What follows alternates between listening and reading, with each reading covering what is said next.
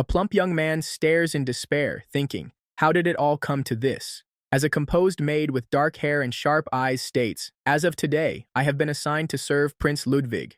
The young man, slouched on the floor, grimaces as he thinks, of all things to think that, and stares at the maid standing before him, who declares, my name is Elsa. He watches from the floor, surrounded by books and snacks, as he thinks, I've reincarnated as the protagonist of a depraved oroge. Standing with a prince under the open sky, Elsa appears solemn beside a smiling young nobleman in ornate military uniform. A group of 3 attractive academy girls stand in uniform, all smiling in confidence.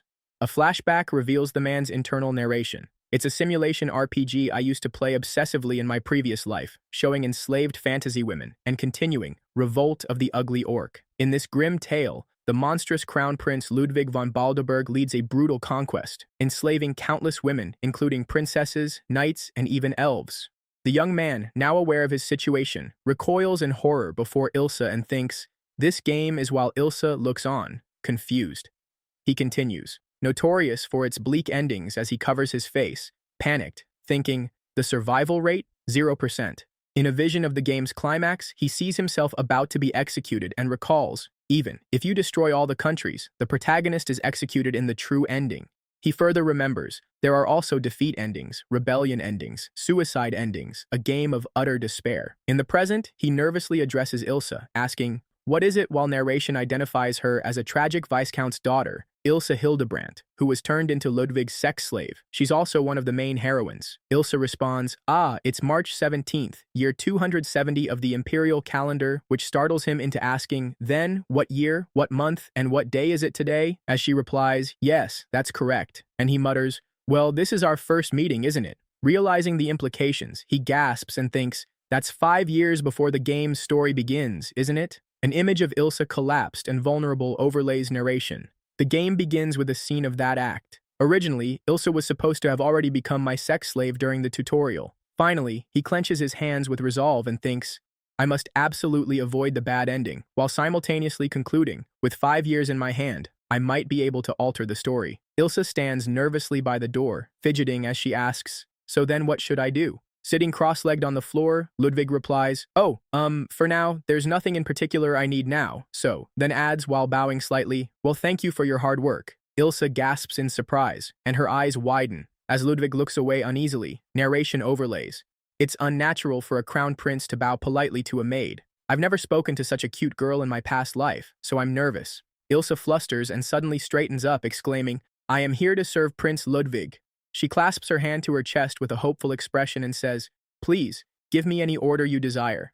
Ludwig looks away and responds, in that case, I'd appreciate it if you could leave me alone for a while. Shocked and panicking, Elsa asks, did I do something wrong? But Ludwig waves his hand and replies, wrong? Not at all. He continues warmly, rather, I'm grateful that you're willing to serve someone as ugly as me. Please, Elsa, take it easy. Elsa responds with a bow, saying, then excuse me, and quietly walks out, closing the door behind her as he watches in silence. A flashback begins as a girl with twin tails shouts, Father! I absolutely refuse to marry a hideous monster like an orc like him. I absolutely hate him, while pointing toward a shocked Ludwig.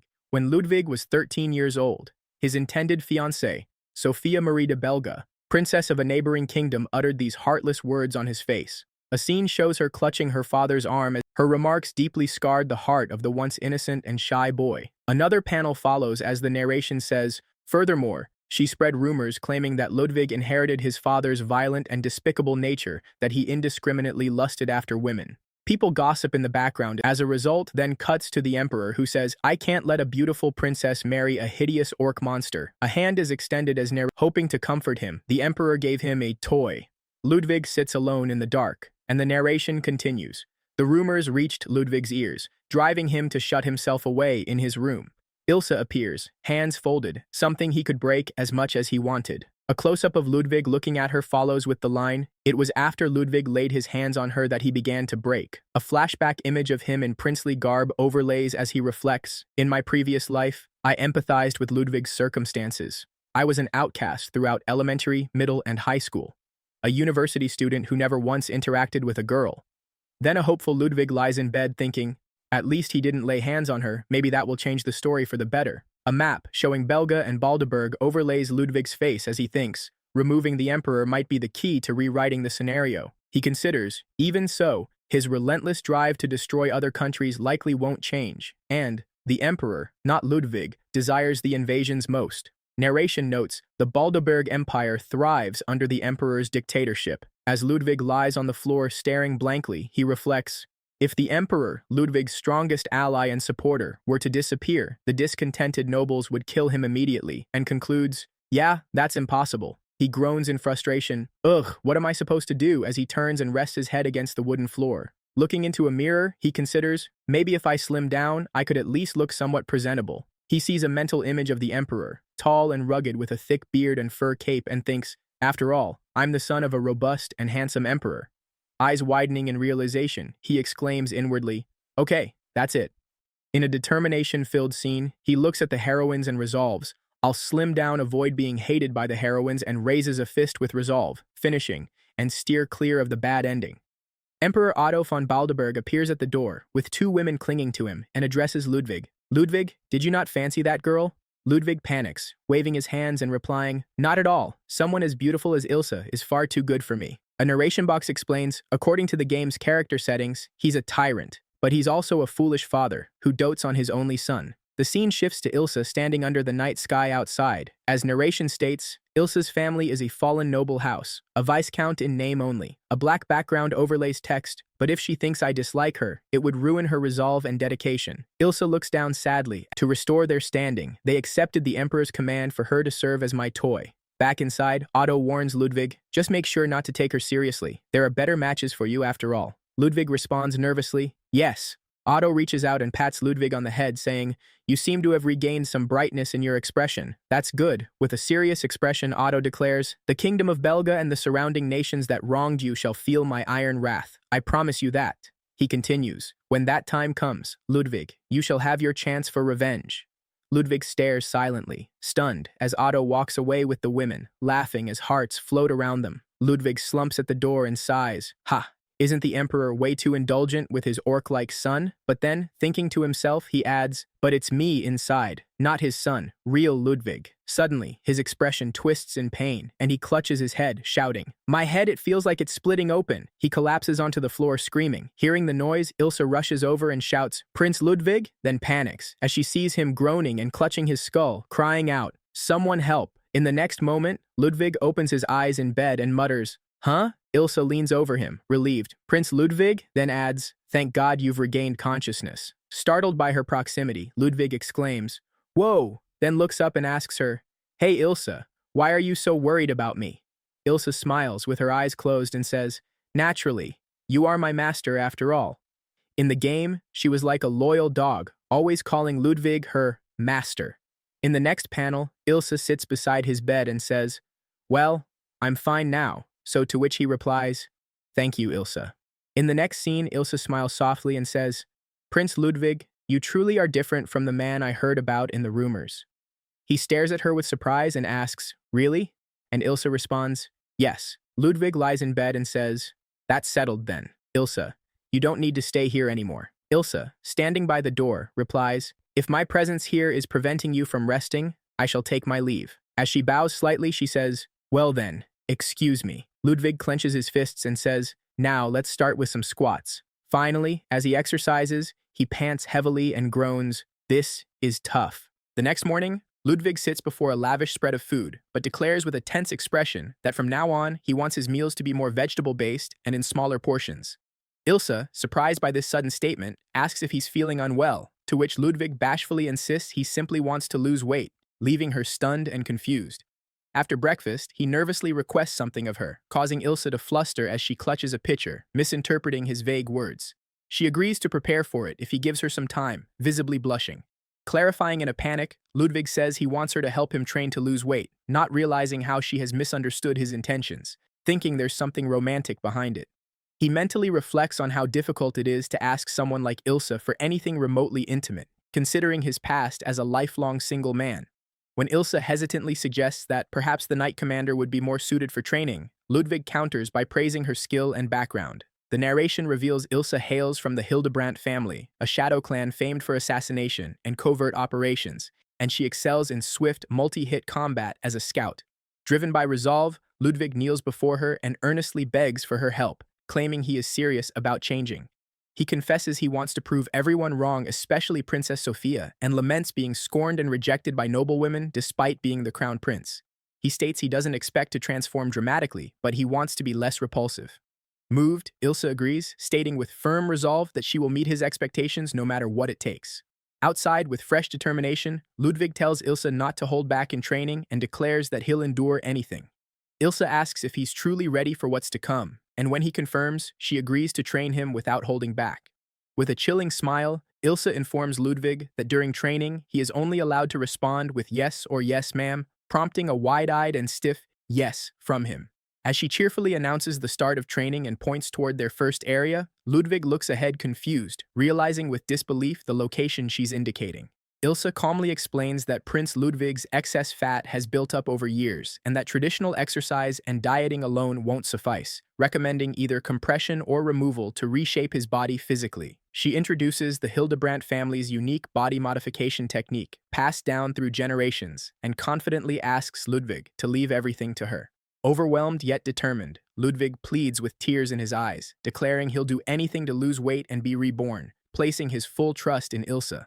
But before he can process it, she instructs him to jump from the balcony, refusing to answer any questions. He obeys and leaps, crashing to the ground with a loud thud. Miraculously, he's uninjured and speculates his fat may have cushioned the fall. Looking up, he finds Elsa already beside him, unfazed, stating that there seems to be no issue with proceeding.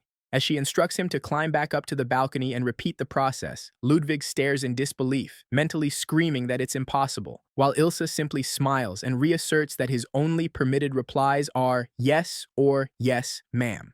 Exhausted and teary-eyed, Ludwig obediently mutters yes, ma'am as he trudges forward, utterly drained. The training continues with Elsa standing by calmly while Ludwig repeatedly climbs up the castle wall and leaps off, collapsing from exhaustion each time. When asked how he feels, he gasps exhausted, but she coldly commands, again. Later, Elsa gives Ludwig a massage, kneading into his back as he admits that, despite the awkwardness, it actually feels kind of nice. Elsa insists that proper body care is essential, but Ludwig nervously suggests she doesn't need to go out of her way for him, since she must be tired too. However, she sternly rejects the idea, maintaining her duties without hesitation. Ludwig's thoughts betray his nervousness as he realizes how close her body is, which makes him uneasy. When Elsa asks if he is certain she shouldn't comfort him, referring to the sexual expectations assigned by the Emperor, Ludwig panics and declares he doesn't want that and wouldn't expect it from her. Elsa quietly states that she was ordered to serve him in that role, but Ludwig insists that love and intimacy should come from mutual feelings, not orders. He smiles and thanks her for the massage, asking her not to worry. Moved, Elsa looks down, eyes wide, while Ludwig, now sitting, is told that since they're not training, she prefers he call her by name and speak informally.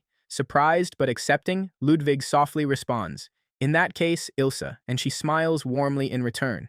With matching expressions of trust, the two agree to continue working hard together the next day, their bond visibly deepening. 6 months later, Ludwig has slimmed down noticeably through relentless training under Elsa's guidance. Though he laments that his weight hasn't decreased, Elsa reassures him with a cheerful smile that their training has compressed his fat into a denser form. Encouraged, Ludwig affirms her with a determined yes. As they move into the next phase, Elsa ups the intensity by declaring they'll now train on the third-floor balcony. Ludwig sweats nervously as she joyfully leads the way. Watching her walk up the wall, Ludwig asks if he'll ever be able to do the same, only to slip up and accidentally oink a humiliating reminder of his past. Elsa gently informs him he lacks the aptitude to walk on walls, but quickly adds that he possesses far greater talents, which encourages him despite his exhaustion. She then reveals they'll begin the next stage of training in 3 months. When winter arrives, Ludwig finds himself standing near a cold pool, shivering in only his underwear, as Elsa announces today's challenge evading a Kelpie.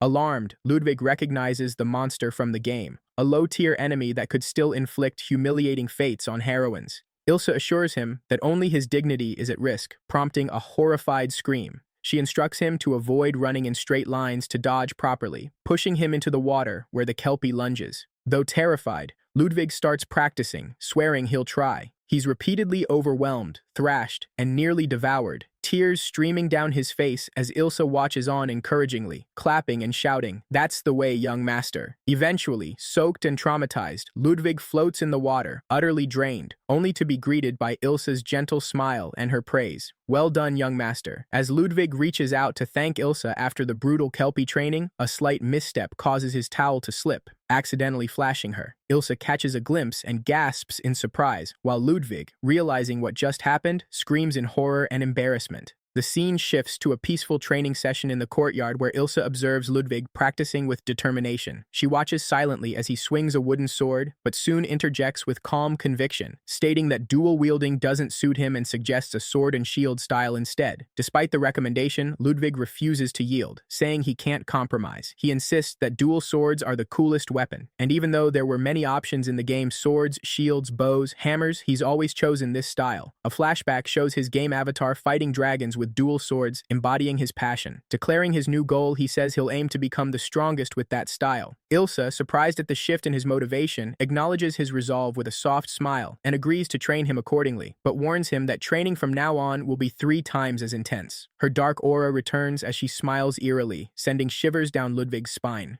In the next phase of his training, Ludwig is once again hurled from the 5th floor, screaming as he falls, while Ilsa monitors him from above. He catches himself mid-fall, a sign of progress, and reflects on how far he's come. Ilsa claps proudly as Ludwig lands safely, pumping his fist and shouting, "I did it!" Narration reveals that though only a year has passed, it feels like an eternity to him. Now, standing lean and fit, Ludwig acknowledges he's far from mastering the dual sword style, but is proud of how much he's changed. With a serene expression, Ilsa tells him her duty as his instructor is now fulfilled. After completing his year of intense training, Ludwig reflects on how he once considered avoiding the Ilsa route to keep himself uninvolved, but over time, Ilsa has grown into someone irreplaceably dear to him. He earnestly asks her to continue guiding him, prompting a rare moment of emotion from Ilsa. Wishing to deepen their bond, he encourages her to open up more and even asks her to call him Louis, a name reminiscent of his past life as Rui Nikaido. Ilsa, however, sticks to formalities, pledging to serve him with utmost loyalty and addressing him as Prince Ludwig. A few days later, a send-off party is held in his honor. Although he appears confident, Ludwig feels the weight of the attention from the nobles, aware of how his transformation has made him even more noticeable. He retreats to a quiet corner, only to be approached by Ilsa, who now wears a glamorous dress, and chides him gently for hiding during his own party. Their interaction is interrupted by the king, Ludwig's father, who praises his growth and encourages him to make his name known at the academy, which accepts royalty and nobles from various nations. The king then instructs Ilsa to support his son day and night, a command she accepts without hesitation. Ludwig, touched but embarrassed by her loyalty, thanks her, and they exchange a light-hearted moment. Finally, Ludwig asks her to continue working with him at the academy, and she warmly agrees, promising to serve both as his classmate and maid, even if the classmate part is a stretch given she's 2 years older. On the day of the entrance ceremony, Ludwig reflects on how much has changed in just a year back then. He resembled an orc and couldn't have imagined himself standing here, polished and presentable. Remembering how Sophia had rejected him, calling himself a hideous monster, he tries to move forward.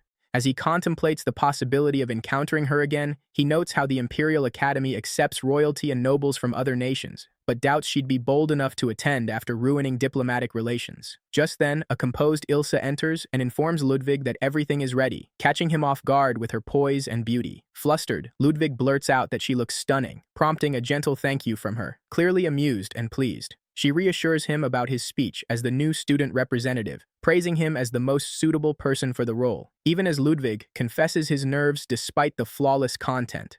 Her encouragement rekindles his resolve, and he affirms that he'll give it his all to avoid the bad ending. Later, they arrive at the grand entrance of the Imperial Academy. When Ludwig offers his hand and allows Ilsa to go first, she hesitates, worried it might set a bad example, but he dismisses it, joking that he's used to being mocked as the hideous orc. Surrounded by stares, Ludwig becomes self-conscious, aware that his presence alongside a beautiful girl like Ilsa draws attention. Overwhelmed by thoughts of what others might think, he quickly takes her hand and nervously suggests they head to the ceremony, trying to push through the pressure and self-doubt. While walking through the academy courtyard, Ludwig suddenly crashes headlong into a blonde girl, sending both of them tumbling to the ground. As he springs up in alarm and asks if she's all right, he freezes in shock. It's Sophia, the very princess who once publicly humiliated him by declaring she'd never marry a hideous, orc-like monster like him. Panicked, Ludwig's thoughts spiral as he wonders why she's here, if her admission to the Imperial Academy was for diplomatic reasons, and what could happen if the Emperor finds out. But to his disbelief, Sophia doesn't recognize him at all and calmly reassures him that she's fine. When he asks if she's hurt, she softly declines and accepts his outstretched hand with a gentle blush, thanking him with a level of grace and kindness utterly foreign to the Sophia he once knew. The stark contrast from 2 years ago stuns him. Her reaction now is like night and day. Flustered, Ludwig quickly apologizes and hurries away with Elsa, making a clumsy excuse that they're in a rush. Elsa, clearly upset, demands to know who the girl was. But Ludwig, eyes shadowed by emotion, tries to shrug it off. He explains that Sophia didn't recognize him, and though she wasn't speaking to him directly, her old words still echo in his heart. He forces a smile, wondering if this means he's changed for the better, but Elsa sees through him. Without a word, she gently pulls him into a tight hug, resting his head firmly in her chest pillows, telling him not to hold it in and to let everything out. Overcome, Ludwig finally breaks down, sobbing openly into her soft embrace as she strokes his head and smiles comfortingly.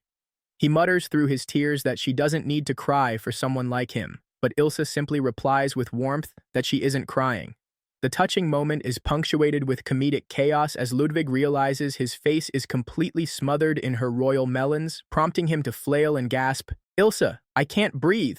Elsa laughs and hurriedly apologizes, flustered, while Ludwig stammers in embarrassment, trying to recover from the accidental suffocation by affection. As the opening ceremony reached its formal close with the headmaster's solemn declaration, "That concludes my address. All of you, do your best." The attention of the entire hall shifted to the next speaker, Eleonora du Schwarzenberg, daughter of the Empire's most powerful ducal house and one of the heroines of the game. She stepped forward with refined elegance, her presence serene yet commanding, exuding the grace expected of her noble lineage. From the crowd, Ludwig watched in tense silence, fully aware of the danger her route posed in the game's narrative. If mishandled, Eleonora would spark a coup, leading to the infamous rebellion ending.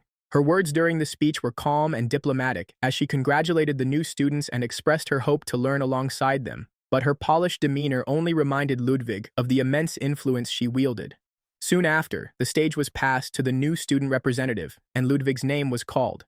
As he rose to deliver his speech, whispers surged across the room, eyes narrowing with judgment, curiosity, and disdain. The prince, long ridiculed as the hideous orc, was standing before them. Even Ilsa's cheerful encouragement couldn't ease the weight pressing on his chest. Facing the crowd head-on, Ludwig opened with unflinching honesty, introducing himself as the very orc he'd been labeled, and acknowledging the widespread rumors that tainted his reputation. He admitted that most of them had never even seen him, let alone spoken to him, and that their dislike was built on a false image created by those like Sophia. But rather than wallow in resentment, Ludwig took this moment to declare his intent, to be judged for who he truly was during their time together at the academy. He left the podium with a deep breath, heart still pounding, but satisfied he had spoken his truth. Though the cold stares hadn't changed, Ludwig knew they could. He would change them himself. Surrounded by the looming presence of the heroines, Sophia, Eleonora, Elsa, he pressed forward, determined to rewrite his fate and do whatever it took to avoid the bad ending. Elsa clapped with exaggerated delight, her radiant smile beaming as she praised Ludwig's speech with theatrical flair. That was an excellent speech, drawing glances from the nearby students who were otherwise unmoved. Ludwig chuckled nervously, scratching his head, already aware that there was no real reaction from the crowd, despite his efforts. Elsa, ever sharp-tongued, leaned in with a cutting whisper. The people here must have rotten ears, causing Ludwig to wince. Her snark really was more vicious than usual today. Still, Ludwig steeled himself as the students began moving, determined to begin his plan with a positive mindset. "I'll start by getting them to know me," he muttered with forced confidence. But just as he made his way forward, a loud voice barked, "Out of the way!" and a tall armored knight barreled through the crowd, roughly brushing past Ludwig, forcing him to stumble, only to crash into Elsa behind him, the two awkwardly bumping together in a moment of flailing limbs and suppressed groans. "Seriously, isn't that attitude a bit much?" Ludwig grumbled, rubbing his shoulder, but the knight simply scoffed, unaffected. From behind him, A melodious giggle rang out as Natalia Silvestri stepped into view, her poise elegant, expression sweet, and voice gentle as she offered a brief apology for her knight's rudeness. Ludwig's eyes widened in dread. He recognized her instantly, one of the main heroines, the saint of the Minerva Holy Church from the Lathia Holy Kingdom, and in the original game, one of the most cunning and dangerous figures behind the rebellion route. His internal monologue raced as he recalled her devastating actions in the game, forming the anti-Balderberg alliance, inciting war, and branding the Empire as the world's enemy. Yet in person, she seemed almost too charming, warmly introducing herself with a serene smile, and then introducing her holy knights, Batista and Marco. Ludwig stammered a polite greeting, but Natalia immediately stepped closer, eyes twinkling with curiosity and mischief as she appraised him. Still, I never imagined Crown Prince Ludwig would be such a dreamer, she said with saccharine sarcasm, her words laced with irony. Before he could respond, she leaned forward and pressed his face directly into her ample chest with startling force, muffling his protest into the luxurious folds of her sanctified assets. You don't look at all like the person described in the rumors, she added innocently, as Ludwig flailed with a muffled gasp, face beet red and mind spiraling. As expected of one of the strongest heroines, she was beautiful, bold, and overwhelmingly assertive. With her silver hair, sapphire eyes, flawless skin, and delicate features, she radiated divine charm, a dangerous allure to match her strategic prowess. Before the situation could spiral any further, one of the knights stepped in with a curt, "Your Holiness," gently tugging Natalia back. Elsa, whose expression had darkened with every second, finally grabbed Ludwig by the collar, pulling him away from the scene with silent urgency. "Let's hurry to the classroom," she muttered, dragging him behind her as Natalia watched with an enigmatic smile. Natalia gave a soft sigh, and with a playful hey-hey, turned to leave, gracefully brushing past the others. "Let's go." "Excuse us," she said to her knights, walking away without a second glance. Elsa stepped in close behind Ludwig, her gaze fixed on him. "Prince Louis," she muttered, her tone unreadable. Elsa confronts Ludwig with a glare, asking sharply if he's fallen for Natalia, but Ludwig instantly denies it, adamantly shaking his head.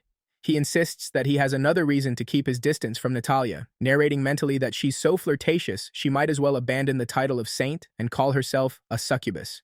As Elsa hesitantly asks if that's truly how he feels, Ludwig assures her there's no way he'd be interested in the saint, and earnestly declares that Elsa is the only one he's ever opened his heart to. He clenches his fist and asserts that a loser like him has no business with flirts, only purity matters. In the next scene, the teacher introduces herself with composed confidence. Matilda Naumann, the student's new homeroom teacher. Ludwig, observing her figure and design, notes in disbelief that she's a dead ringer for a whip soldier mob character from the original game, someone who had no major role but now suddenly stands out. As Ludwig settles into class, he mentally breathes a sigh of relief that Sophia isn't among the students present. However, he quickly realizes that there are two other heroines in this class aside from Elsa. Natalia sits a few seats away and waves cheerfully, calling out his name with a bright smile, startling Ludwig, who wonders why she's addressing him so familiarly. Ilsa's expression darkens at Natalia's behavior, and she quietly offers to take care of her, prompting Ludwig to immediately plead that they not resort to violence. Meanwhile, Ludwig focuses on the second unfamiliar heroine, a striking girl sitting calmly with arms crossed, Oilia of Bryn. The narration explains that she's the fourth princess of the Bryn United Kingdom and appears in the latter half of the original game, possessing the highest attack power among all heroines. In battle scenes from the game, she's shown wielding her sword with wild ferocity, earning her the title of the Frenzied Knight Princess. Her abilities made her essential in strategy, second only to the final boss in terms of raw damage. Despite knowing this, Ludwig reminds himself that this world is no longer a game, and pursuing her route is impossible at the moment. The school day concludes, and Ludwig reflects quietly while looking out at the school grounds, unable to consider unlocking her storyline right now due to her harsh conditions. Later, as classes end and students are instructed to rest at the dormitories before the next day's lessons begin, Ludwig resolves himself once more. He mentally affirms that if he can avoid the bad ending and eventually rise to become the emperor, he'll make sure Ilsa's disgraced family is fully restored. Looking Elsa in the eyes, he apologizes for making her act as his attendant, despite being a student herself. Elsa, taken aback, replies that serving him is a privilege she wouldn't relinquish for anything. Ludwig promises her that he'll make sure she's happy no matter what, and Elsa, deeply moved, blushes and whispers a heartfelt thank you, her expression soft and overwhelmed with emotion. A composed butler presents a formal letter to Ludwig, announcing that Lady Eleonora has extended an invitation to him for the freshman welcome ball. As Ludwig stares at the letter in surprise, the butler clarifies that participation in such events is a long-standing tradition for all royal family members enrolled at the Imperial Academy. Ilsa stands silently beside him as Ludwig sighs in resignation and signs the acceptance, thinking to himself that there's no way to escape. Once the butler departs, Ludwig grimly recalls Eleonora's role in the original game, one of the masterminds behind the rebellion route, and he's convinced that this ball likely hides some deeper scheme. That evening, Ludwig confesses awkwardly to Ilsa that he's never danced before. With a warm, gentle smile, Ilsa tells him not to worry, stating she'll be his partner for the entire evening. Embarrassed, Ludwig nervously asks if she wouldn't prefer dancing with someone else, but Ilsa puffs her cheeks slightly and replies with an unshakable no. She tells him to simply entrust himself to her, assuring him that being at his side is more than enough. Overwhelmed by her unwavering support, softly muttering, "Then please take care of me tonight." Prince Ludwig enters the ballroom with Ilsa at his side, her hand gently clasped around his arm as they step together into the glittering venue. Whispers ripple through the room as heads turn to look their way, the air thick with curiosity and murmured speculation. The sense of not belonging washes over Ludwig immediately, weighing down on his shoulders as he tries to maintain composure beside Ilsa, who walks with perfect poise. Compared to the crowd, Ilsa stands out effortlessly. 3 years his senior, she exudes an elegance and maturity that commands attention, her black gown flowing like ink, and her posture as refined as nobility itself. Her beauty outshines everyone present, further deepening Ludwig's unease as he averts his eyes, painfully aware of how little he fits among such splendor. As they come to a pause near the center of the hall, Ludwig mumbles to Ilsa that perhaps he shouldn't have come at all. She turns to him with quiet confidence and assures him that the gathering wouldn't even begin without his presence, calling him the star of the empire. Caught off guard by her words, Ludwig looks up, confused, but Ilsa simply reiterates her point. He is the crown prince of Balderberg, and all eyes are waiting for him to lead. Around them, nobles linger awkwardly, refraining from stepping onto the dance floor, unwilling to begin before royalty does. Observing the tension, Ludwig notices the Academy's faculty in attendance, including Professor Naumann, and realizes that with the professors watching, no one can afford to ignore his presence.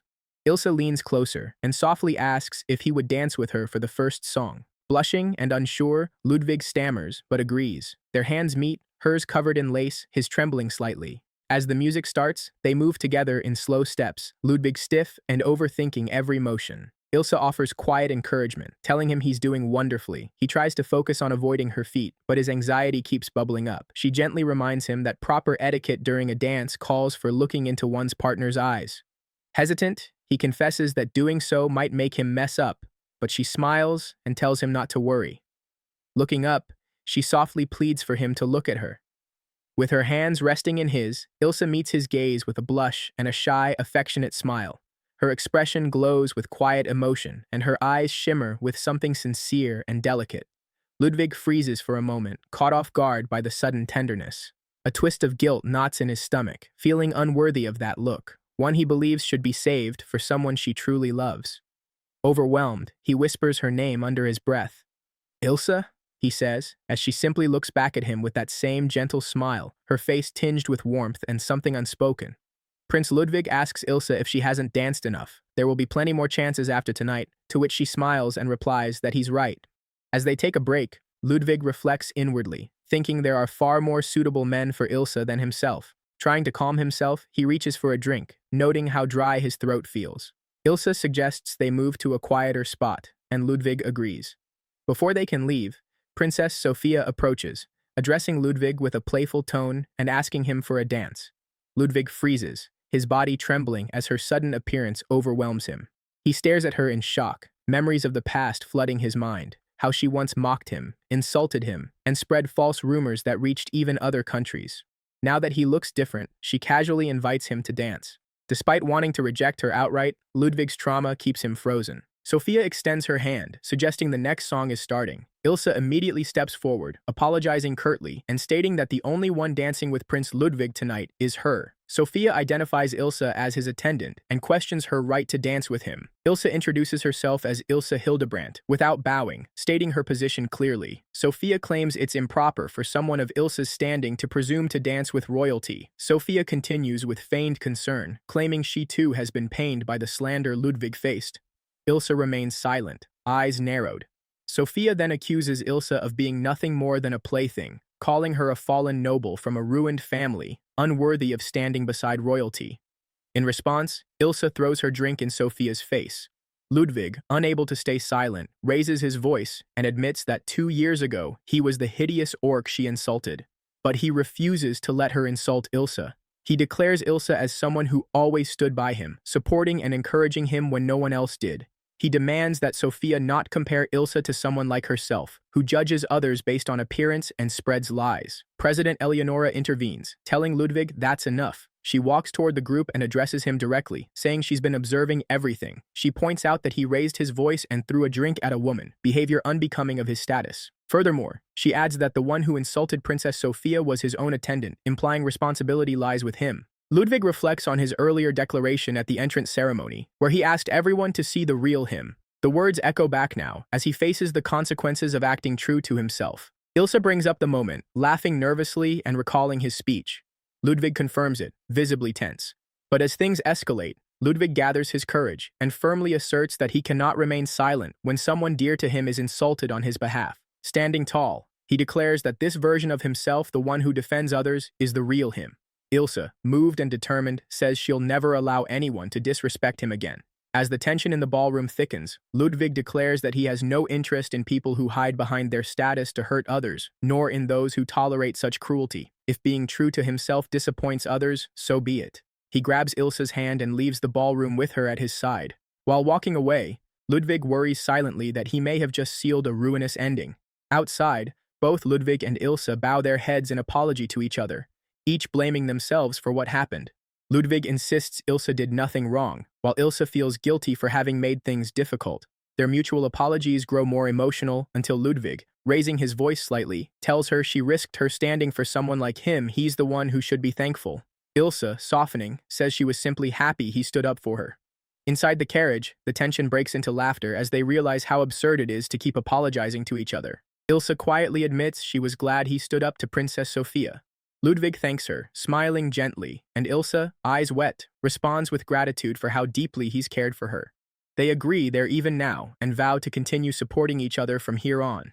Later that night, Ludwig lies back in his bed, staring at the ceiling. His plan to distance himself from the heroines and break the ruinous flags has clearly failed. He hoped their perceptions of him would change gradually, but instead, all they saw was him yelling and throwing juice at a woman. He realizes bitterly that instead of proving himself different from the vile, wretched protagonist they feared, he may have just reinforced that image. Lying in bed after the dramatic events of the ball, Ludwig reflects that he doesn't regret his actions. Even so, he knows the consequences. There's no way anyone will believe him now if he tries to claim he's not the hideous orc. Despite acting with conviction, his reputation may have only worsened. He considers the various ruinous endings tied to each heroine defeat, rebellion, even suicide, and thinks briefly about intentionally steering the story toward one of those outcomes. But he quickly discards the idea, realizing it won't work since each heroine has different conditions that trigger those ends. Determined to deal with each one individually, he sits up and reassures himself that he'll just have to do his best to survive. Just then, there's a knock at the door, and Ludwig, confused about who would visit so late, gets up to answer. He opens the door to find Ilsa standing there in a sheer, limited edition nightgown. Stunned, Ludwig struggles to keep his composure. Ilsa apologizes for the late visit and shyly asks if she may come in. Ludwig hurriedly welcomes her inside. Once in, she explains that she came to properly thank him for what he did at the ball. Ludwig reminds her that he already said they're even, but she insists, expressing her gratitude for how he defended her in front of everyone. Ilsa suddenly hugs Ludwig, catching him off guard. She explains that this is all she has to give and pleads with him to take her as he wishes. Overwhelmed and blushing, Ludwig tries to reject the idea, saying he didn't do anything to deserve such a gesture. When Ilsa hesitantly asks if she displeases him, Ludwig quickly denies it and notices she's trembling. Ilsa, voice shaking, confesses that it's her first time too. Ludwig gently tells her that she shouldn't give her body away out of gratitude or obligation. When Ilsa says it's all she has, he firmly replies that it's not what he meant. Ludwig holds her shoulders and tells her that such a gift should be saved for someone she truly loves and wants to be with. Ilsa listens in silence as he tells her to cherish it. After a moment, she softly asks if she can at least sleep beside him tonight. Ludwig is caught off guard when Ilsa boldly asks to sleep beside him. Blushing and flustered, he thinks, "She went there, huh?" and suggests she use the bed while he takes the sofa. but Ilsa refuses and pulls him back, insisting that he should sleep properly in the bed. He hesitates, overwhelmed, but Ilsa presses in closer, saying, "Let's sleep together like this." Ludwig panics inwardly, but stays still as she wraps her arms around him. Ilsa softly confesses it's her first time. They lie under the covers, facing each other in silence. Ludwig can't calm his thoughts. Ilsa snuggles against him, saying she feels safe. As the night settles in, Ludwig nervously wonders if he and his inner orc can make it through. Ludwig wakes up in bed next to Ilsa, startled and awkward as he notices her peacefully asleep beside him, but he decides to savor the moment a little longer before getting up. As he starts to rise, Ilsa suddenly pulls him tightly into her chest, catching him completely off guard, flustering him with the softness of her embrace. Greeting him with a warm, teasing smile, she says good morning, and Ludwig returns the gesture, both of them momentarily locked in a tender exchange. When he wonders aloud if she stayed awake all night watching him, Ilsa bashfully admits that she was too happy to sleep, her affection bringing visible joy to Ludwig. He acknowledges the warmth she gives him, but forces himself to stick to his usual routine and leaves the bed, though Ilsa clings to him once more, smiling warmly before he finally escapes and exits the room, insisting she rest. Outside, Ludwig reflects on how, even without sleep, his orc-enhanced body is brimming with energy, but he continues training out of fear that regaining his old weight and appearance would drive Ilsa away. In the courtyard, he passes Princess Ophelia mid-training and apologizes for the intrusion. She casually acknowledges him and questions how he knows her name. Ludwig panics internally, but deflects by claiming they are classmates and noting her royal status, which she accepts without suspicion. Relieved that he avoided triggering a suspicion flag, he tries to move on, but Ophelia curiously asks why he's up so early. When he says he was about to start training, she suddenly insists on watching, despite having just taken a break from her own regimen. Ludwig is instantly panicked, knowing her as the frenzied night princess from the game, and wants to avoid any interaction that might raise her affection, but her overwhelming charm makes it difficult to say no. As training begins, Ophelia watches him scale walls and leap rooftops with fascination, while Ludwig fights embarrassment.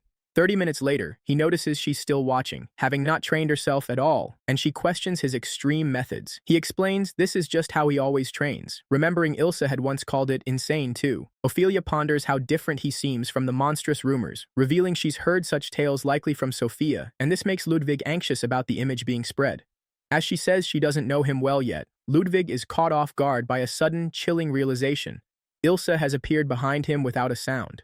Recalling the game's ominous assassination ending, Ludwig panics as he remembers that if Ilsa's loyalty exceeds 200%, while another heroine also hits 100%, a deadly flag is triggered.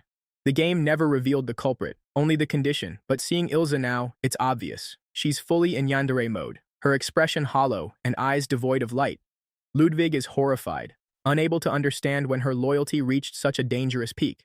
Ilsa stares directly at Ophelia, asking why she's with Ludwig, and Ophelia, oblivious to the threat, calmly asks if she's his attendant. With an eerily perfect smile, Ilsa introduces herself formally. "I am Ilsa Hildebrandt." The air grows tense and Ludwig is paralyzed with dread. As Ophelia cheerfully compliments Ilsa for being fortunate to serve Ludwig, the maid stiffens and responds with a polite bow, masking her spiraling emotions. Ludwig nervously tries to clarify Ophelia's intent, but she brushes it off with a smug smile, implying that given Ludwig's notorious behavior at the ball the night prior, Ilsa's actions could easily be seen as disrespect toward royalty, a crime warranting execution. Ludwig panics, realizing Ophelia might have witnessed his antics and Ilsa's bluntness, but to his surprise, she instead praises him for protecting his servant's dignity, even at the cost of his reputation. As Ophelia expresses admiration and leaves, Ludwig stands frozen in confusion, while Ilsa, smiling sweetly, mutters that her body has gone cold, sending shivers down his spine. Training resumes under Ilsa's supervision, who doubles the difficulty of the session as punishment, her passive-aggressive smile intimidating enough to make Ludwig mentally scream. As she demands an obedient, "Yes, ma'am," Ludwig panics, feeling the weight of her fury and how close he might be to triggering a game-ending assassination. Later, as they walk to class, Ilsa tenderly fixes Ludwig's uniform, and he's flustered by her closeness and scent, though she casually calls him oink afterward, leaving him emotionally whiplashed. Once inside the classroom, Ludwig is relieved to be in peace, until Natalia appears, smirking and claiming he's gotten awfully close to Ophelia. The two banter while her holy knight, Batista, glares at Ludwig with silent rage. As Natalia leans on him playfully, she boasts that they train together, causing Ludwig to panic, fearing how Ilsa might interpret it. Natalia continues her act while claiming she'd love to join their sessions, though she's committed to morning prayers, which Ludwig mentally calls out as a lie, knowing she worships something else entirely. Meanwhile, Ilsa's ominously blank stare unnerves him. Back in class, Ludwig despairs that both Oilia and Natalia, the frenzied night princess and the scheming saint, are in the same classroom as him, wishing for literally any other heroine besides Sophia. A composed teacher enters and orders everyone to take their seats, briefly bringing calm, but it's shattered when Ilsa coldly informs Ludwig that courtyard training is banned starting tomorrow. Ludwig instinctively salutes and obeys, realizing with dread that his future is already sliding toward a bad ending before the main story has even begun. Later that night, Ilsa appears during his solo training, handing him heavy, custom-modified swords to use for dual wielding. Ludwig recalls how difficult they were to lift at first, but now, thanks to her brutal regime, he's mastered them. He swings powerfully, proud of how far he's come. As he reflects on their intense year of training together, he's both nostalgic and terrified. While practicing one-handed form, he's caught off guard by Ophelia's sudden appearance, praising his dedication. She explains she came to train too, but admits she had a hunch he'd be there, which sends Ludwig spiraling, unsure if she's being sincere or flirting, but utterly terrified of Ilsa finding out and snapping. Oilia begins instructing Ludwig on sword technique, stressing the importance of fundamentals and correct form, especially when practicing swings with both hands. As she demonstrates, she steps in close to adjust his grip directly, and Ludwig finds himself overwhelmed by her physical proximity, especially as her chest presses against him. An incident he internally labels as a classic eroge scenario, which messes with his head. Despite the awkwardness, she continues to correct his posture, teasing him for spacing out, while he panics internally at the sudden contact. Trying to reorient himself, he reflects on how he always tries not to overburden Ilsa, going to bed right after telling her not to worry. Oilia, unaware of his inner chaos, casually asks if he has a girlfriend, which rattles him further. She then proposes a sparring match, taking advantage of the fact that they're already training together. Ludwig immediately refuses, citing the huge skill gap between them and claiming he wouldn't stand a chance. Oilia presses on with playful confidence, saying a dedicated trainer like him should make for a good opponent. But Ludwig frantically declines, insisting he's not as skilled as rumors make him out to be. She relents with a hint of disappointment, quietly noting that rumors really can't be trusted. Shifting tone, she gently acknowledges how the so-called hideous orc from the rumors doesn't match the considerate, well-spoken person she sees before her. She recalls his sincere dedication to training and even flashes back to her own past when she was captured in battle and declared with pride that she had no regrets because she fought with all her might. Ludwig recognizes the expression on her face, the same one she had in the original game, and is struck by how she remains true to herself regardless of the world. Thanking her, he hides his awe with a smile, while Oilia, looking away bashfully, says she must find another way to test his abilities. Ludwig asks what she just mumbled, but she deflects with a nothing and shifts focus back to training. With the night still ahead, Oilia urges him to resume, and Ludwig, sword in hand, agrees as they return to their routine beneath the stars. Saint Natalia is calmly addressed by Ilsa, who hesitantly notes that with Lord Battista and Sir Marco waiting behind her, she must be in quite the hurry. Natalia remains composed, smiling softly, while someone in the background quietly observes that one of the knights has even run off. Ilsa, maintaining her tact, attempts to reason with her counterpart by suggesting that Lord Minerva would surely be pleased if Prince Ludwig, the Empire's crown prince and the saint of the Holy Church, were to deepen their alliance. Natalia agrees with elegance, her hands clasped gently in front of her, and softly reminds Ilsa of the importance of understanding one's priorities. This implication causes one of the armored men to react with unease. Ilsa doesn't waver. She questions how such a public outing sharing a frappe with the prince aligns with Lord Minerva's teachings. Natalia counters with a rhetorical, "Is that so?" and immediately offers a broader political perspective, that for the sake of Western peace, it is only natural for a saint to foster closer relations with the future emperor. A visual of hands shaking over a map overlays her words, symbolizing a future alliance between the Baldeburg Empire and the Minerva Holy Church. Ilsa realizes in that moment that Natalia is strategically laying political groundwork far ahead of time. She's already preparing for a possible war between the Empire and the Western nations. Observing all of this, Ludwig quietly reflects. He acknowledges that Natalia isn't wrong in her reasoning, but she overestimates him. While it's true he is the crown prince, that title doesn't guarantee he'll ascend to emperor. In fact, in the game world of the hideous orcs' revenge, no matter which route is taken, he never claims the throne. Each path leads to ruin. In every scenario, he remains only the crown prince, a tragic figure destined to fall.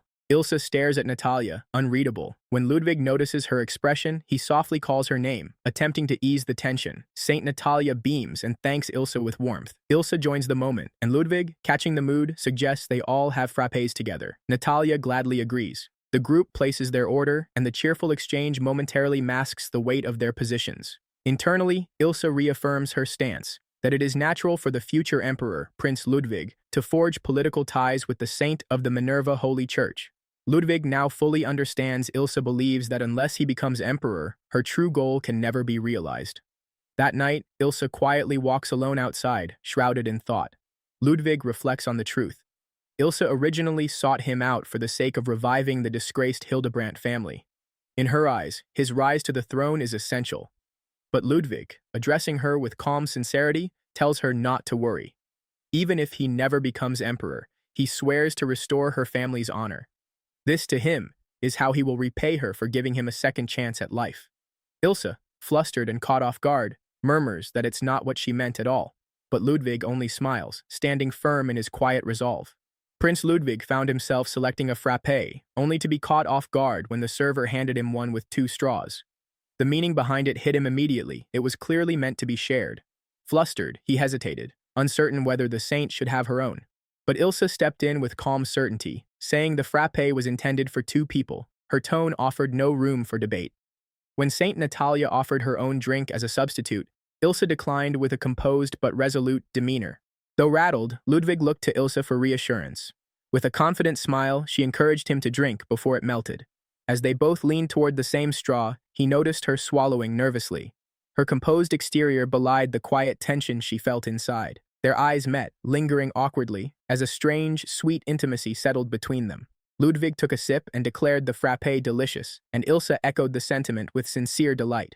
Natalia, ever graceful, offered her frappe again, but Ilsa turned her down with a strained smile. Ludwig began to suspect something else was at play, wondering if Ilsa was intentionally setting up something as bold as an indirect kiss. Natalia, meanwhile, maintained her cheerfulness, casually offering the remaining drink to anyone else nearby. The nights, already full, declined with polite deflections. Sir Marco eventually stepped in, suggesting with diplomatic firmness that it was time to wrap things up. Natalia responded with a breezy farewell, but her pleasant expression didn't quite reach her eyes. As she walked away, flanked by her knights, Ludwig watched her go, sighing internally. He was certain now she absolutely hated him. Now alone under the soft, pastel sky, Ludwig heard Ilsa confirm that it was just the 2 of them. A calm silence settled between them, and he couldn't help but reflect. For Ilsa, this moment was likely just a matter of duty, something she did as part of her responsibilities as his attendant. Yet as he watched her glance away shyly, her cheeks flushed, another thought crept into his mind. This really feels like a date, doesn't it? His heart skipped. Ilsa caught his gaze and turned even redder, visibly flustered, her poise unraveling in the quiet, tender moment. After finishing their frappes, Ludwig and Ilsa prepare to head back. Ilsa takes Ludwig's hand with quiet determination, saying they need to return so as not to interfere with the evening's training. Ludwig hesitates, flustered by the touch, but softly insists that a date isn't over until everyone gets home safely. Ilsa doesn't respond, only grips his hand more firmly. Ludwig quietly hopes Ilsa felt this moment was special too, maybe even like a date. He smiles and asks if they could have frappes together again next time they visit the main street. Ilsa answers with calm resolve, promising they will. 1 week later, Ludwig struggles under the weight of his morning training, now harsher than ever since Oilia began supervising. Ilsa seems unaffected, responding that she's trained since childhood. Ludwig can barely hide his exhaustion as they walk through the academy grounds. Suddenly, he notices a familiar figure, Sophia, walking with another student. Panic wells up in him. He overhears that the man beside her was seen talking to Oilia recently. Paranoia creeps in as Ludwig imagines lies being spread about him. He wishes to avoid Sophia, hoping not to meet her gaze, but retreating now would feel like admitting defeat to the girl who once humiliated him. Gritting his teeth, Ludwig decides to press on. As they cross paths, Sophia says nothing, simply walking past. The moment is heavy but silent. Ilsa stays beside him, their quiet steps falling into rhythm. But peace doesn't last. At the dining hall, a group of students blocks the entrance. Their disdain is unmistakable. Ludwig is shocked by their audacity. He already knew they disliked him, but this feels extreme. Ilsa calmly urges they continue to the dining hall, but tension surges as her eyes narrow. Another companion steps forward and, without hesitation, asks for permission to eliminate the obstacle. Ludwig barely stops her. Ludwig tries to reason with the group, demanding to know why they've barred the path. But the response is venomous. One of the students sneers, declaring that a hideous orc like Ludwig doesn't deserve to sit with them. The insult stings, but it's more than that. It's mob mentality. They're emboldened by numbers and anonymity, just like online witch hunts. They believe they're justified, but there's no real reason behind their cruelty, just blind, collective hostility. Ludwig finally snaps, calling the mob of students pathetic for hiding behind group cruelty. His voice is low but sharp, cutting through the crowd's jeers. Ilsa stands at his side, calm but firm, affirming his words. His defense is noble, while theirs is cowardice. The students erupt in anger, and their ringleader, Oilia, charges in. Oilia accuses Ludwig of having tried to disgrace Princess Sophia at the ball. Ludwig is stunned, insisting he's innocent and hasn't even seen Sophia since that night. But the crowd roars louder, feeding off Ophelia's claims and the hearsay of her attendant, Thomas, who had been spreading lies for a week. Trying to defend himself, Ludwig blurts out that he was with Ilsa all night, purely platonically. Yet the admission only worsens things. The mob now targets Ilsa, labeling her as his plaything, as if her worth is nothing more than rumor-fueled scandal. Enraged and desperate to protect Ilsa's dignity, Ludwig yells that he's never laid a hand on her, but Oilia refuses to be swayed. She challenges him to a duel, declaring that if he doesn't accept, it will prove his guilt. Ludwig, caught in the web of social pressure, noblesse oblige, and his own anger, hesitates, until Oilia mocks Ilsa again. That's the final straw. He accepts. He declares his full name, Ludwig von Baldoberg, and takes on the challenge, vowing to make her apologize, no matter what it takes. Once the moment arrived, Ludwig approached in full gear, wielding the twin-blade Sakura, his personal weapon forged by special order under the privileges of the Crown Prince. Ilsa, worried, begged him not to accept such an absurd duel, but Ludwig insisted, saying her honor was at stake and he would never back down. A crowd formed quickly, the entire academy buzzing with anticipation. Ludwig noticed the weight of their expectations and suspicion, questioning if they all gathered just to see him humiliated. Yet he stood tall, especially when Oilia herself arrived, impressed by his twin blades and acknowledging them with the respect of a true warrior. As the duel began, Oilia radiated confidence and power, her towering presence and combat readiness shaking even the air around them. Ludwig summoned his strength, calling her to face him, and the clash erupted with fierce intensity. Their weapons met in an explosive impact, shockwaves ripping through the ground as Ludwig pushed himself beyond his limits. Despite the sheer power behind Ophelia's blows, he managed to block her full-force strike, leaving both of them surprised. Trembling slightly, Ludwig grinned through the pressure, trying to mask his fear with bravado. The battle raged on, and with each exchange, his hands began to feel the toll, his arms numb from the sheer strength behind Ophelia's attacks. Yet he endured, gripping his blades with everything he had, refusing to falter. Ludwig's thoughts race as he clashes blades with Oilia. Staggered by the sheer power behind her strikes, she's swinging her massive weapon like it's nothing more than a twig. His sword meets hers in a furious flurry, but the moment they connect, a jarring shock runs through his body. It's not like hitting flesh, it's like slamming into a solid boulder. No, solid iron, the product of her relentless training that forged her body into something beyond normal. He stumbles back, breathless, wondering how someone can carry such crushing weight and pressure in every blow. Oilia, grinning, admits she thought Ludwig would crumble quickly under her assault, but he's still standing barely. He pants heavily, surprised himself, as she confesses that no one has ever held out against her attacks like this before. Ludwig grins through the pain and says he appreciates that, fire burning in his eyes. Though his whole body screams that it's done, arms, abs, legs all pushed to their limits, he taunts her, asking if her attack phase is over. As Oilia praises his spirit, she calls her weapon Khalidfulch and readies her ultimate move. With a fierce cry, she unleashes Stormbreaker, a swirling, destructive vortex of wind and force that launches Ludwig into the air. He realizes the devastating skill has a trade-off. After using it, Oilia is vulnerable for 2 exchanges, unable to move. Ilsa, waiting for this very opening, charges in at full speed. Shock flickers in Ophelia's eyes as Ilsa slips behind her and strikes. They engage in a sudden, close-quarters exchange until Ilsa brings her down with a decisive blow, locking her in a submission hold. As Oilia hits the ground, Elsa declares their victory, and the field erupts with cries of triumph. Ludwig lies wounded nearby, but is suddenly enveloped in a warm glow, healing magic. Saint Natalia appears, smiling serenely as she restores him with a gentle touch. Ludwig thanks her in disbelief, and she deflects the praise with a playful laugh, claiming she just happened to be passing by. Elsa, meanwhile, is still stunned by their sudden win. Ludwig reunites with her, assuring her that he's fine thanks to Natalia. Oilia, flustered and indignant, accuses them of planning this all along. Ludwig silently acknowledges the truth. Had he attacked recklessly, Oilia would have ended the duel in a single instant. Instead, he endured, defended, and waited until Elsa could land the final blow. He reminds her that Oilia herself had said a 2-on-1 was fair if he lacked confidence. Still, onlookers begin to murmur with disapproval, accusing him of being underhanded, even cowardly. Some sneer that using his attendant like that is the kind of thing only a hideous orc would do. Ophelia's voice thundered across the training grounds as she shouted for silence, declaring that she had permitted the 2-on-1 duel from the beginning and accusing anyone who mocked it of disrespecting her and Crown Prince Ludwig. Her fierce defense of the match stunned the crowd, leaving no room for argument. She asserted that Ludwig fought honorably and within the rules, silencing any whispers of foul play. As Ludwig apologized to Elsa for earlier harsh words, Oilia praised them both for their splendid effort. Still fuming, she lamented that the interference of ignorant spectators had ruined what could have been a proper duel. Bowing her head sincerely, Oilia asked Elsa for forgiveness, admitting that had Elsa not held back, she might have lost even in a 1-on-1. Elsa dismissed it gently, and though visibly nervous, she accepted the apology in her own quiet way. Ludwig, watching them, realized the truth: his enemies never needed evidence, just someone to hate. But Oilia stood her ground, calling on her loyal attendant Clarice and turning to Thomas, the servant of Princess Sophia. She demanded he repeat the false accusation he had spread that Ludwig attempted to defile Sophia during the ball. Thomas trembled and faltered, caught in a lie, and Oilia bore down on him with intensity, demanding if he dared to lie to her, Oilia of Brynn. As she berated him publicly, Princess Sophia entered the scene, aloof and cruelly dismissive of Thomas, suggesting execution to restore her country's honor. Thomas broke down, pleading that he did it all for her, but Sophia merely looked on with disdain.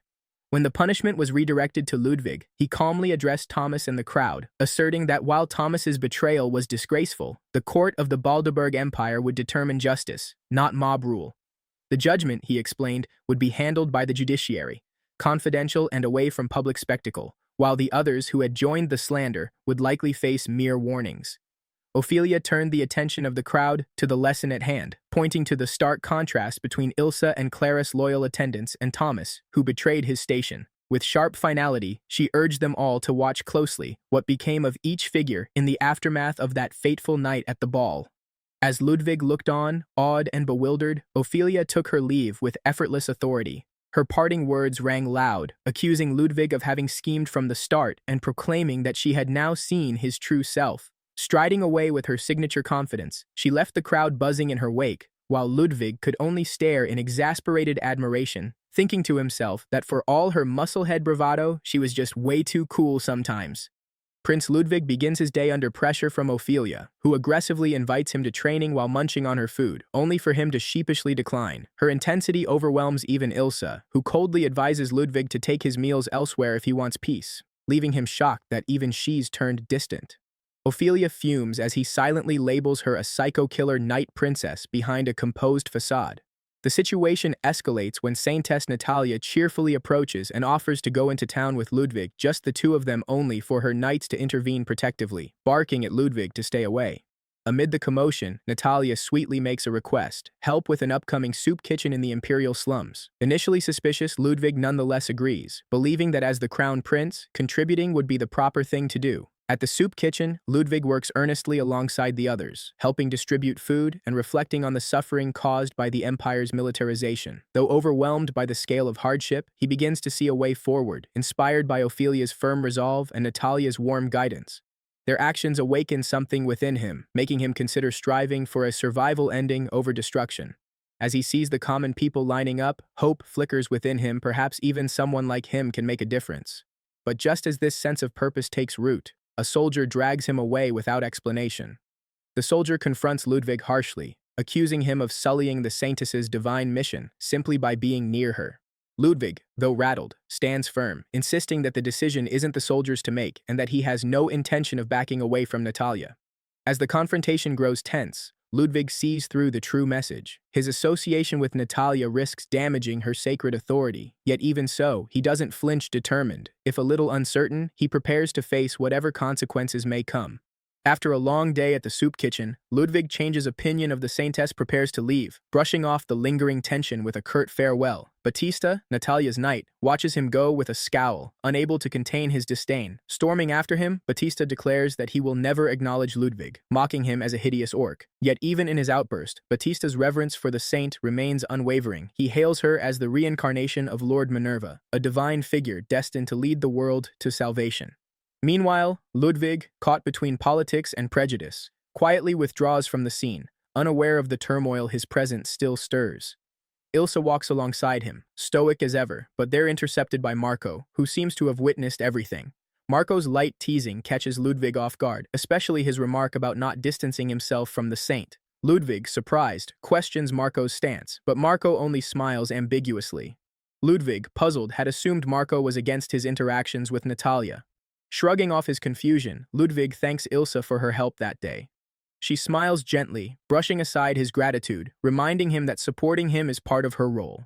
To her, this is duty, yet to Ludwig, it feels like something more. When he offers to help clean up, Elsa agrees to wait, and he departs with a subtle sense of appreciation.